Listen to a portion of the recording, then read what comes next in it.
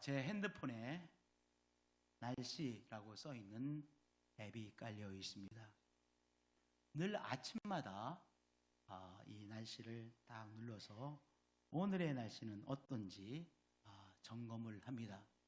그 이유는, 날씨를 점검하는 이유는 바로 오늘의 날씨가 나의 삶을 둘러싸기 때문입니다. 오늘 쾌청한 날씨라고 한다면 쾌청한 날씨가 나를 둘러싸겠죠. 오늘 날씨가 습한 날씨라고 하면 습한 날씨에 내가 둘러싸여 살 수밖에 없는 것이죠.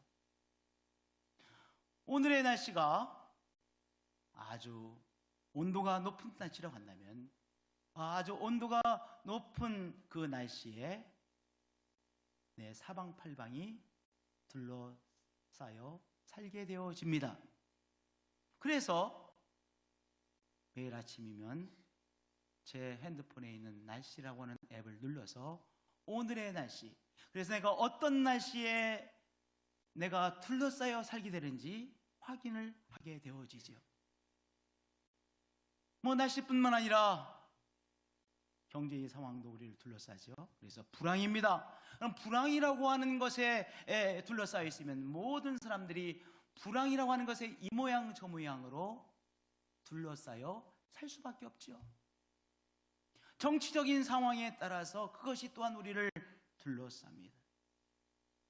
이렇게 우리를 둘러싸고 있는 이런저런 것들이 있고, 그것들에 의해 우리가 이 모양 저 모양으로 영향을 받고 사는 것이 사실입니다. 예수님께서 승천하신 직후에 예수님의 제자들은 어떤 것에 의해 둘러싸여 살고 있었을까요? 그것은요, 예수님을 잡아서 졸지에 처형한 그 세력들에 둘러싸여 살았습니다. 예수님께서 승천하시기 직전에 마지막으로 제자들에게 부탁하신 말씀이, 예루살렘을 떠나지 말고 예루살렘에서 하나님 아버지께서 약속하신 것을 기다리라, 떠나지 말고 기다리라, 그 말씀을 하셨습니다. 제자들은 분명히 예루살렘에 빨리 떠나고 싶었을 텐데, 예수님께서 마지막으로 승천하시기 직전에 주신 말씀이기에 그 전에도 예수님 말씀을 듣지 않았는데 이번에는 마지막으로 들어야 될 것 같아서, 그러니까 청개구리 같은 사정이었을 것 같아요. 딱 청개구리 같은 사정이야. 이번에는 그래도 예수님 말씀을 이번에는 말씀대로 따라야 될 것 같아서 예루살렘을 떠나지 말고 있었습니다. 떠나지 않고 있었습니다. 참 힘든 시간이었을 거예요. 왜냐? 그들을 둘러싸고 있는 것은 무엇입니까? 예수님을 잡아 십자가에 처형시킨 세력, 그 세력이 힘을 발휘하고 있는 예루살렘에 머물러 있으니 그 세력에 둘러싸여 있는 것이잖아요. 얼마나 힘들었을까요?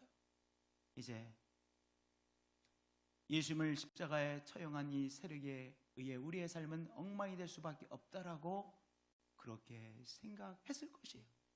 어떻게 이 예수님의 제자들이 이 예루살렘의 이 강력한 힘을 가지고 있는 이 세력으로부터 탈출해낼 수 있겠어요? 그것을 극복해낼 수가 없잖아요. 이제 예수님을 처형한 이 세력에 의해 우리는 엉망이 될 것이라고 하는 생각을 품고 있었습니다. 우리는 죽었구나 라고 생각하고 있었던 것이죠. 또 하나, 적개심. 예루살렘 사람들이 예수님에 대해서 환호하다가 하루아침에 환호가 무엇으로 바뀌었습니까? 예수님을 향한 적개심으로 바뀌었습니다. 예수를 십자가에 못 박으라 못 박아라 외친 것이 누구였습니까? 예루살렘의 대중이었습니다. 그 예루살렘 사람들의 적개심에 둘러싸여 살았습니다. 그 적개심에 둘러싸여 있으니 우리는 이 적개심으로부터 빠져나갈 길이 없다라고 바로 생각하며 그 예루살렘에 억지로 남아 있었습니다. 물론 그들이 남아서 기도했죠. 그러나 마음 한구석에는 아니 마음 한복판에는 우리는 이 예루살렘을 살아서 나가는 것은 불가능하다, 그렇게 생각하고 있었던 것이죠. 경제적으로도 막막했을 거예요. 살아갈 길이 없잖아요. 이 사람들은 이 예루살렘 사람들이 아니니까요. 갈리추로 갈릴리 사람 아닙니까? 그렇기 때문에 이 예루살렘에는 비빌 때도 별로 없을지 않겠어요? 비빌 언덕이라는 표현 많이 하잖아요. 비빌 언덕이 없는 곳이 예루살렘 아닙니까? 그렇기 때문에 우리는 이 예루살렘에서 삶을 감당할 수 있는 방안이 없더라고, 없는 곳에 우리는 이렇게 갇혀 있다라고 여겼을 것입니다. 이제까지 제자들은 자신을 둘러싸고 있는 적대적인 세력에 둘러싸여 있었습니다. 이제까지 제자들은 제자를 향해 대중들이 쏟아붓는 그 분노에 둘러싸여 있었습니다. 그러한 제자들에게 귀한 역사가, 귀한 체험이 일어났습니다. 호련히 하늘로부터 급하고 강한 바람 같은 소리가 그들을 사로잡았습니다. 조그마한 다락방에 120명의 예수님을 정말로 따르는 사람, 예수 그리스도의 제자들이 120명이 모여 있었어요. 크지 않은 면적입니다. 다닥다닥 모여 있는 건 무서워서. 그들은 이 예루살렘의 힘을 가지고 있는 사람들에게 둘러싸여 있고 이 예루살렘을 빠져나갈 길이 없다라고 그렇게 생각하고 있는 이 예수님의 제자들에게 어떤 역사가 일어났어요? 호련히 하늘로부터 성령이 그들을 사로잡았습니다. 호련히 어디로부터요? 하늘로부터 내려온 성령께서 이 예수님의 제자들을 사로잡았던 것입니다. 우리의 하늘은 늘 열려 있어요. 저를 한번 따라서 해주면 하늘은 열려 있습니다. 네. 하늘은 늘 열려 있죠. 하늘이 열려 있음에도 불구하고 하늘이 열려 있다는 사실에 우리가 그렇게 생각이 들지 않아요. 그것보다는요, 우리 주위의 환경, 내가 쌓여있는 주위의 이 세력, 오늘 나에게 어려운 이 주위의 세력이 더 민감하게 와닿아요. 아무리 주위가 어려워도 그래도 늘 하늘은 열려 있어요. 저를 따라서 다시 한번 고백해 주시기 바랍니다. 하늘은 열려 있습니다. 아무리 어려운 일에, 저를 한번 따라서 아무리 어려운 것에 둘러싸여 있어도 하늘은 열려 있습니다. 오늘 아무리 어려운 일에 우리가 둘러싸여 있어도, 아무리 두려운 것에 둘러싸여 있어도, 아무리 궁핍한 것에 둘러싸여 있어도, 아무리 불황에 둘러싸여 있어도 하늘은 열려 있습니다. 하늘이 열려 있다는 것은 바로 호련히 하늘로부터 하나님의 은혜가 임하여 우리를 사로잡는다는 것이죠. 어디를 보아도 그들은 이 예루살렘을 살아서 나갈 길이 보이지 않는 그러한 상황이었습니다. 그런데 그 답답한 상황, 막막한 상황에 모여있는 120명의 예수님의 제자들, 그들 가운데 어떤 역사가 일어났습니까? 호련히 하늘로부터 성령이 임하여 그들을 사로잡았던 것입니다. 우리 사랑하는 성도님들, 오늘도 하늘은 열려있고 열려있는 하늘로부터 하나님의 은혜가 내려와 우리를 사로잡습니다. 우리의 삶을 사로잡습니다. 할렐루야. 얼마나 귀한 사실입니까? 그러나 열려있는 하늘을 우리가 주목하지 못하곤 하죠. 열려있는 하늘이 잘 보이지 않습니다. 느껴지지 않습니다. 우리를 감싸고 있는 어려움의 주위의 세력들이 자꾸 느껴져요. 그런데 그럴 때일수록 바로 하늘은 열려있고 하늘로부터 하나님의 은혜가 우리에게 내려와 우리를 감싸시고 우리를 사로잡는다는 귀한 사실인 것이죠. 여기 120명 사람밖에 되지 않았습니다. 그런데요, 하늘로부터 내려온 성령의 소리가 그들의 귀를 사로잡았습니다. 여기 120명의 예수님의 제자들, 그들의 귀를 무엇이 사로잡고 있었을까요? 불안의 소리. 얼마나 불안했겠어요? 얼마나 두려웠겠어요?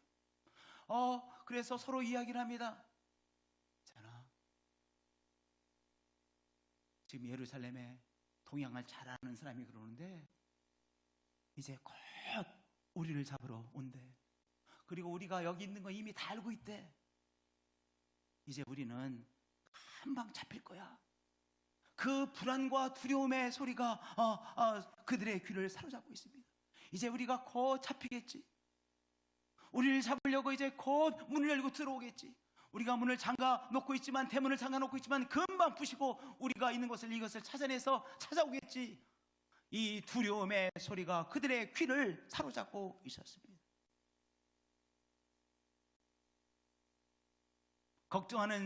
걱정의 소리들이 그들의 귀를 사로잡고 있었습니다.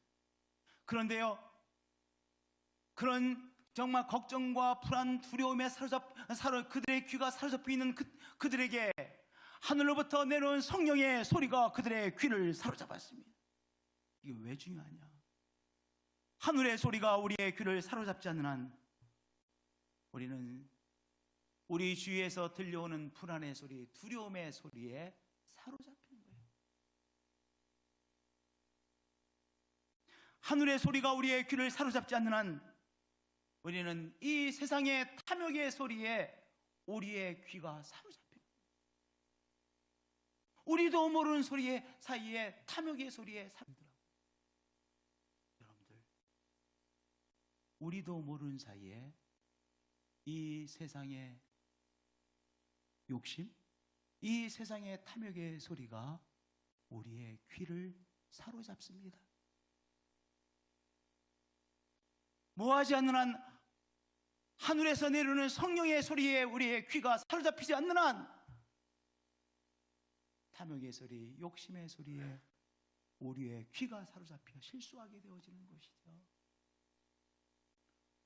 우리의 귀가 하늘로부터 내려오는 성령의 소리에 사로잡히지 않는 한 불안과 두려움에 사로잡혀서 불안해하고 초조하다 실수하는 거예요. 불안하고 초조하면 절대적으로 실수하죠. 그렇죠? 불안하고 초조하면요, 늘 실수할 수밖에 없어요. 우리에게 무엇이 중요해요? 호련히 하늘로부터 내려오는 성령의 소리에 우리의 귀가 사로잡혀야 되는 것입니다. 할렐루야! 호련히 하늘로부터 내려오는 성령의 소리가 우리의 귀를 사로잡으면, 그러면 어려운 상황에서도 우리 주위가 아무리 어려워도 하나님께서 주시는 소망의 확신을 다 갖게 되십니다. 하나님께서 나를 지키셔. 하나님께서 나와 함께 하셔. 오늘 아무리 어려움이 있어도 우겨쌈을 싸우는 것 같아도, 그러나 하나님께서 나와 함께 하시기에 이 어려움을 한 걸음 한 걸음 뚫고 나가는 것이야 라고 하는 하나님이 주시는 확신을 가슴에 품고 살아가는 것이죠. 여러분들, 불안하지 마세요. 걱정하지 마세요. 그런다고 불안이 안 됩니까? 다 소용없는 이야기. 호련히 하늘로부터 내려오는 바로 성령이 주시는 바로 확신의 소리가 우리의 심령에 들려지면 그때 불안과 초조는 물러가고 우리의 심령을 하늘이 우리에게 주시는 확신으로 채워지게 되어지는 것입니다. 할렐루야. 여기 뭐라고 말씀하셨냐? 호련히 하늘로부터라고 해서, 호련히, 갑자기 하늘로부터. 그러니까 어느 순간에 갑자기 하늘의 소리가 들리는 거예요. 삶에는요, 점진적인 것이 있고 또 순간적인 것이 있어요. 어떤 깨달음, 점진적으로 오는 면도 있겠지만 어떤 깨달음은요, 순간적으로 오죠. 아하, 이게 중요한 겁니다. 아하의 순간이 중요한 거예요. 아하, 중요해요. 점진적으로 오는 점진적인 성장도 있어요.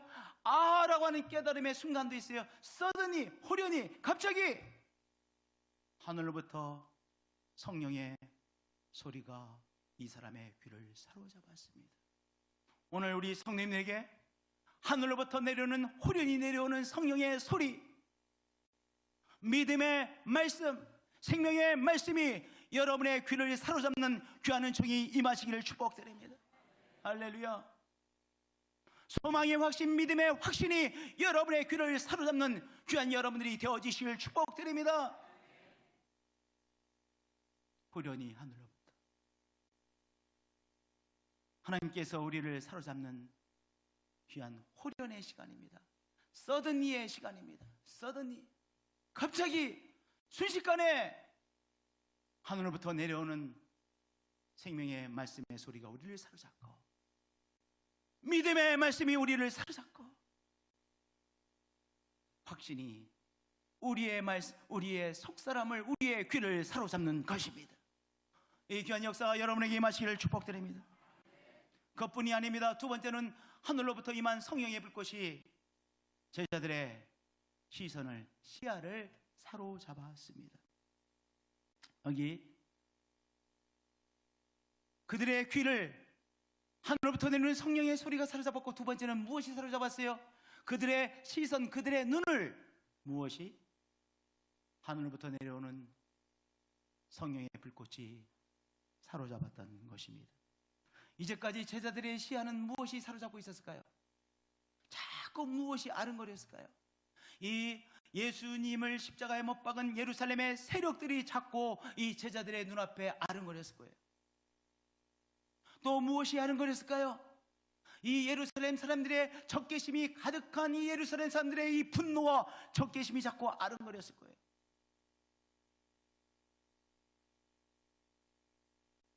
무엇인가에 사로잡혀 있으면 우리가 이렇게 어느 자리에서 사람을 봐야 안 봐요? 안 봐요. 못 봐요. 안 보는 게 아니라 못 보는 거지. 그러니까 지금 내가 자꾸만 내 눈을 사로잡고 있는 어떤 두려움, 나를 두렵게 하는 그 사람들을 자꾸 좀 바라보고 있으니까, 이거 바라보고 있는 거예요? 안 바라보는 거예요? 앞에 있는 사람은 아무도 안 보여요. 우리 이렇게 말합니다. 아, 왜 저 사람은 봐도 인사를 안 해? 그 사람이 봤는데 인사를 안 하는 게 아니야. 안 보이는 거예요. 다만 같은 공간에 있긴 있었지, 지나갔어, 얼굴도 맛봤어. 근데 못 봤어요. 못 봐서 인사를 못 하는 거예요. 안 보여. 뭐 하느라고? 지금 다른 것을 보고 있어요. 아이고, 저 어떡하지? 저 문제 어떡하지? 우리 아들내미 저 어떡하지? 그것에 지금 그것 바라보고 있는 거예요. 그 사람의 시선이 지금 다른 것 바라보고 있는 거예요. 그러니까 앞에 있는 사람도 안 보여요. 그러니까 어떻게 봅니까? 이렇게 봅니다. 이 사람 지금 보고 있는 거예요? 안 보고요? 아무도 안 보고 있는 거예요. 지금 그냥 이렇게 돌리는 거예요. 그래서 저는요, 저 사람이 제대로 사람을 보나, 그걸 봐요. 저는 제대로, 왜 보면 알거든. 딱 눈을 보면 저 사람이 제대로 보나 안 보나 보이거든요. 저는 제가 그걸 봐요. 뭔가 초조함에 시선이 사로잡혀 있고, 불안에 사로잡혀 있고, 걱정거리에 시선이 사로잡혀 있으면 자기 앞에 있는 건 아무것도 안 보여. 안 보여. 계속 뭐 하는 거예요? 계속 그냥 고개 돌리는 거예요. 눈 돌리는 거야. 지금 제자들이 그랬다니까요. 그런데요, 어떤 일이 일어났어요? 호련히 하늘로부터 성령의 불꽃이 그들에게 임하여, 그들에게 임한 성령의 불꽃이 이들의 시야를, 눈을 사로잡았어요. 하늘로부터 임한 성령의 불꽃이 다 임하 있는 거예요. 이게 뭐야? 너무나도 놀랐어요. 생각을 해보세요. 여기 하나 그림이라도 그려서 보여드렸으면 좋을 뻔했는데 제가 준비를 못해서 죄송합니다. 여러분들 각 사람 위에 하늘로부터 내려온 성령의 불꽃이 다 임하 있는 것을 보고 얼마나 놀랐을까요? 이야, 저 사람 위에 성령의 불꽃이 저 사람 위에 있네. 하늘의 영광이 저 사람을 지키고 있네. 성령의 능력이 저 사람을 딱 지키고 계시네. 그 옆에 있는 사람도 성령의 불꽃이 그 사람 위에 임하여 있네. 성령의 능력이 함께하고 계시네. 이야, 그 옆에 사람도 성령의 불꽃이 그 사람 위에 딱 임재하여 계시네. 얼마나 놀랐겠어요. 오늘 그 사람들은요, 이 120명의 예수님의 제자들은 떼거지입니다. 떼거지. 그래서 예루살렘 교회의 초대 신자들 별명이 있는데, 그 별명이 뭐냐? 떼거지라고 하는 별명이에요. 떼거지예요. 왜냐? 너무 가난했고, 또 많은 사람들이 이 예루살렘이 삶의 기반이 아니었어요. 그러니까 그저 예루살렘에 있긴 있지만 아무것도 가진 것이 없어요. 떼거지. 그런데 그들 가운데 하늘로부터 임한 성령의 불꽃이 임하여 있는 것을 보고, 야, 우리는 너무나도 귀한 사람이구나. 성령께서 지켜주시는 사람이구나. 하나님이 함께 하시는 사람이구나. 우리 120명의 사람들, 적다면 적고 많다면 많은 사람일지 모르지만 하여튼 우리들이 성령께서 역사하시고 성령께서 특별하게 역사하시고 함께 하시는 하나님의 사람이구나 라고 하는 것을 마음속에서부터 확신하게 되어졌던 거예요. 무엇이 그들의 시야를 사로잡았어요? 성령이 그들에게 임한, 하늘로부터 임한 성령의 불꽃이 그들의 시야를 온전히 사로잡았습니다. 할렐루야. 하늘의 능력이 우리와 함께 하시구나. 하나님의 영광이 우리를 지키고 계시는구나. 하나님의 능력이 우리와 함께 하시는구나. 하나님의 존귀하심이 우리와 함께 하시는구나. 하나님께서 우리를 귀하게 사용하시는구나. 그들의 시선이 그들에게 하늘로부터 임한 성령의 불꽃에 사로잡혔던 것이죠. 우리 사랑하는 성도님들, 우리 성도님들의 시선이 하늘로부터 우리에게 임하는 성령의 불꽃에 사로잡히시는 한 분 한 분들이 되어지시기를 축복드립니다. 또 하나, 호련히 하늘로부터 임한 방언이 그들의 입을 사로잡았습니다. 어린아이가 이제 언어를 배워서 조금씩 엄마 아빠와 이야기를 하기 시작합니다. 이제 점점 어휘력이 발전되어져서 엄마 아빠와 할아버지 할머니와 주위 사람들과 가족들과 주위 사람들과 친구들하고 이제 말을 하기 시작합니다. 그러면 이 아이가 다른 사람들과 소통이 시작되어진 거예요. 언어가 왜 중요해요? 소통이잖아요. 이 아이가 이제 다른 사람과 소통하게 되어진 거예요. 언어를 통해서 다른 사람과 소통합니다. 그런데요, 방언은요 무엇입니까? 방언은 하나님과 소통하는 것이요, 하늘의 차원의 소통이 이루어지는 것이죠. 인간의 언어는요, 이제 인간의 차원의 소통이 이루어지는 것입니다. 언어가 중요하죠. 언어가 참 중요합니다. 이 언어를 하나하나 습득함으로, 언어가 트임으로, 말이 트임으로 사람과의 소통이 시작되어져요. 교감이 시작되어져요. 방언은 무엇입니까? 하나님과의 소통이 시작되어지는 것이죠. 하늘의 차원과 소통이 시작되어지는 것이죠. 하늘로부터 임한 언어가 이들의 입술을 사로잡았습니다. 이들의 입을 사로잡았습니다. 그래서 하늘의 언어로 하나님과 교통하죠.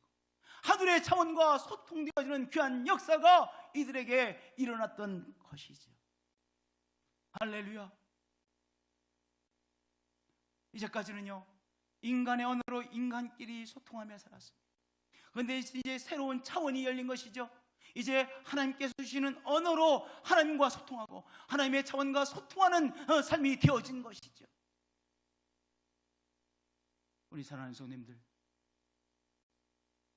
하늘로부터 임한 언어가 우리의 입을 사로잡아 하나님과 소통하시는 여러분들이 되어지실 축복드립니다. 우리가 어려울 때도 방언으로 기도하세요. 좋을 때도 하나님 앞에 감사할 때도 방언으로 기도하세요.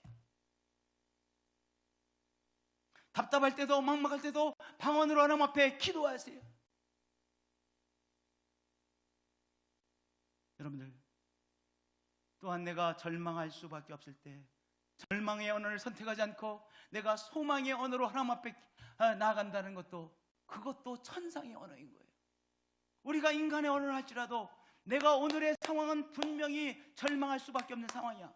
그 절망의 언어가 자꾸 올라오는데 그것을 내가 물리치고 소망의 언어로, 감사의 언어로 하나님 앞에 올려드리고 있어요. 그러면 그 언어는 무슨 언어가 되는 거예요? 천상의 언어인 거예요. 우리가 시시때때로 천상의 언어로 하나님과 소통하시는 여러분들이 되어지시기를 축복드립니다. 삶은 계속해서 선택의 연속이에요. 내가 어떤 사람에 대한 미움이 막 올라오려고 그러는데 정신을 차리고 미움의 언어를 딱 내려놓고 그 사람을 위해서 사랑의 언어, 그 사람을 이해하는 언어로 내가 언어로 이야기를 하고 언어로 생각을 하고 언어로 내가 다 표현했어요. 그럼 내가 무슨 언어를 사용한 거예요? 천상의 언어를 사용한 거예요. 할렐루야. 우리가 늘 천상의 언어를 잘 선택하시고 천상의 언어로 하나님과 소통하시고 천상의 언어로 하나님의 차원과 소통하시는 여러분들이 되어지실 축복 드립니다. 어떤 사람이 나를 미워해. 내가 아무리 생각해도 미움받을 일을 안 했어. 그럼 억울하죠. 그러니까 나도 자꾸 무슨 생각이 들어요? 미워할 수밖에 없다는 생각이 들어요. 그런데 그 사람이 나를 미워하는 건 내가 어떻게 할 수가 없어요. 그 사람이 나를 미워하는데 어떻게 해? 말도 안 되는 어려움을 하는데 주는데 어떻게 어쩔 수 없는 거예요. 그런데 그 상황에서도 그 사람은 나에 대해서 말도 안 되는 미움 또는 질투 또는 뭐 나에 대해서 어렵게 하지만 그럼에도 불구하고 내가 그 사람을 미워하지 않고 그 사람을 향하여 내가 젠틀한 생각을 갖고 젠틀한 언어를 선택한다는 것은 그건 뭐예요? 천상의 언어를 선택하는 거예요. 하나님은 그것을 받으시는 거예요. 그렇잖아요. 그것이 성령의 언어인 것이죠. 성령께서 우리에게 주시는 언어인 것이죠. 성령께서 호련히 우리에게 주시는 언어를 선택하시고 그 언어로 하나님 앞에 표현하시는 여러분들이 되어지실 축복드립니다. 다른 사람이 미워하는 거 어떻게 하겠어? 할 수 없는 거야. 그러나 나는 그 상황에서도 하늘의 언어로 나가는 것이죠. 믿음의 사람입니다. 우리의 속사람을 우리 하나님은 보고 계세요. 우리의 속사람을 성령님은 보고 계시고요. 우리의 상황을 우리 성령님은 알고 계시고 보고 계세요. 우리가 나름대로 성령 안에 살려고 애쓰는 그 애씀을 우리 하나님은 귀하게 받으시는 것이죠. 할렐루야. 우리 말씀은 조금만 더 보겠습니다. 우리가 다 우리의 각언으로 하나님의 큰일을 말함을 듣는도다. 이게 오순절 절기였기 큰 명절이었기 때문에 이제 곳곳으로 이민 갔던 사람들 그 후손들이 다 왔어요. 그러니까 이스라엘의 명절은요 저 다른 나라에까지 간 사람들 다 오는 것이 큰 명절이에요. 오순절 명절에 대해서 다 이제 여기저기 흩어졌던 이민자들까지 다 왔어요. 우리나라는 이민의 역사가 별로 안 됐지만 유다는요, 이스라엘은 이민 역사가 무지하게 오래된 사람들이에요. 왜냐하면 많은 침략을 받으면서 포로로 잡혀갔거든요. 포로로 잡혀갔으니까 포로로 잡혀가면 이스라엘 사람들은요 자기가 유대인이라고 하는 것을 절대로 이 문화적 또는 민족적 정체성을 잃지 않습니다. 그러니까 늘 유대인인 거예요. 한 번 유대인은 영원한 유대인인 거예요. 안 잊어버려. 그러니까 이 유대인들이 다 이제 명절이 되어서 오순절에 모였어요. 근데 그들의 모국어는요 히브리어가 아니에요. 오늘 쭉 성경에 보면 나와 있잖아요. 여러 종류의 언어들이 나와 있어요. 그런데요 11절을 의미심장한 말씀입니다. 우리가 다 우리의 각 언어로, 각 언어라는 뭐예요? 모국어를 말하는 거예요. 그들의 모국어가 다 달라요. 근데 우리의 모국어로 하나님의 큰일을 말함을 듣는도다. 여러분들 모국어는 마음의 언어입니다. 저를 한번 따라서 해주시기 바랍니다. 모국어는 마음의 언어입니다. 제가 아침마다 꼭 CNN을 들어요. 물론 세계 뉴스를 들어야 된다는 그 생각도 있고, 두 번째는 자꾸 CNN을 들어야, 영어를 들어야 그래도 안 되는 영어 조금이라도 해서 내가 조금 그래도 필요할 때 잘 쓰임 받겠다는 생각에 하여튼 아침이면 새벽 예배 딱 가지고 가서 마치고 가서 한 30분, 한 1시간, 한 30분, 1시간 정도 꼭 CNN을 들어요. 근데 CNN을 듣는데 한 번에 1시간은 죽어도 못 듣겠어. 죽어는 못 듣지. 근데 안 듣게 돼. 왜냐? 피곤해. 힘들어서 열심히 신경을 곤도세워서 들어요. 왜 가만히 멍청하게 있으면 안 들려. 그러니까 뭔가 더 들어보려고 애쓰는 거예요. 지쳐. 그러면 다시 다른 방송을 싹 돌려요. 지쳐서 그런 거예요. 지쳐서. 왜냐? 영어는 내 모국어가 아니에요. 나이 먹어서 억지로 배운 거야. 열심히 공부해가지고. 나 우리 어머니 닮아서 열심히 하거든. 뭐든지 열심히 해요. 그 안 되는 머리로 우리 어머니 닮아서 열심히 공부를 했어. 근데 안 돼, 잘. 왜? 내 모국어 아니야. 그러니까 모국어가 아닌 영어를 열심히 막 이렇게 집중해 듣다가 다시 다른 방송, 한국 방송 가서 한 2분에 들어야 마음이 릴렉스가 돼가서 다시 우리 집에서는 CNN이 117번이 117번으로 와. 또 그걸 한참 들으면 또 피곤해, 힘들어. 다시 또 가. 한국 방송으로 가. 그것을 대번을 해야. 그러다가 더 힘들면 어디로 가느냐? 59번 스포츠 채널로 가. 하나 이긴 거, 역전해서 이긴 거 또 한 번 보고 싶거든. 그럼 마음이 휴 하고 풀리는 것 같아. 여러분들, 그런데요, 성령의 언어가 임하니까 그들의 모국어로 들었다는 거예요. 마음의 언어로 들려졌어요. 여러분, 성령의 사람이 된다는 것은 무엇이냐? 소통의 사람으로 바뀌는 거예요. 저를 따라서 고백하시기 바랍니다. 성령의 사람이 되면 소통의 사람으로 변화됩니다. 성령이 임했는데 나 저 사람하고 얘기하기 싫어. 그것은 성령이 잘못 임한 거예요. 성령이 임하고 성령이 임한 사람이 만나면요, 정말 마음의 언어로 하나가 되는 거예요. 서로 잘 몰랐어. 언어도 안 통했어. 그런데 성령의 사람이 모이면요, 마음의 언어로 다 소통이 되어져요. 우리가 여름이 되면 독일의 조그마한 마을 헤르누트라고 하는 곳에서 유럽의 선교사님이 다 모여요. 그러면 부모님들은 1세대예요. 근데 이 자녀들은 다 독일이라든지 뭐 비엔나라든지 이태리에서 태어난 2세대들이야. 한국에 태어난 애들이 아니에요. 그런데요, 신기하게도요, 이들이 성령을 받잖아요, 자녀들이.